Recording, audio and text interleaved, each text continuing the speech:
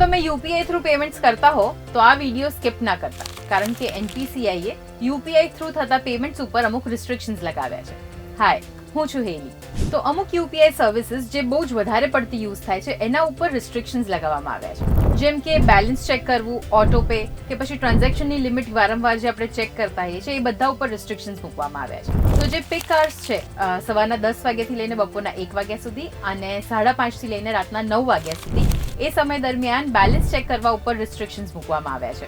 તો તમે કોઈ પણ ઓટીટી પ્લેટફોર્મ માટે પેમેન્ટ કરી રહ્યા હો અથવા તો કોઈ એસઆઈપી માટે પેમેન્ટ કરી રહ્યા હો, કોઈ પણ પેમેન્ટ કરી રહ્યા હો જેમાં યુપીઆઈ થ્રુ તમે પેમેન્ટ કરી રહ્યા છો, એ બધા જ પ્રકારના પેમેન્ટ્સ તમે હવે નોન પે કાર્ડ્સમાં જ કરી શકશો. બેંકે દરેક ટ્રાન્ઝેક્શન પછી કસ્ટમર્સને બેલેન્સની ઇન્ફોર્મેશન આપવાની રહેશે, જેથી કરીને કસ્ટમર્સ વારંવાર બેલેન્સના ચેક કરે. કોઈ ટ્રાન્ઝેક્શન તમારું ફેલ થઈ જાય છે અથવા તો પેન્ડિંગ હોય તો એ ટ્રાન્ઝેક્શનનું સ્ટેટસ હવે તમે 2 કલાકમાં 3 જ વખત ચેક કરી શકશો.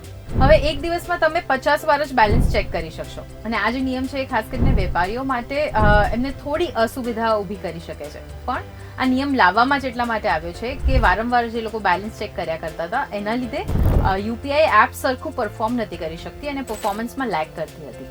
સો યુપીઆઈ એપ્લિકેશનને બહુ વધારે લોડ ના પડે અને આપણા માટે જ એ યુપીઆઈ એપ્લિકેશન સારું પરફોર્મ કરી શકે એ માટે થઈને જ આ બધા નિયમોમાં ચેન્જીસ લાવવામાં આવ્યા છે અને આ 1 ઓગસ્ટથી એપ્લિકેબલ થઈ જશે.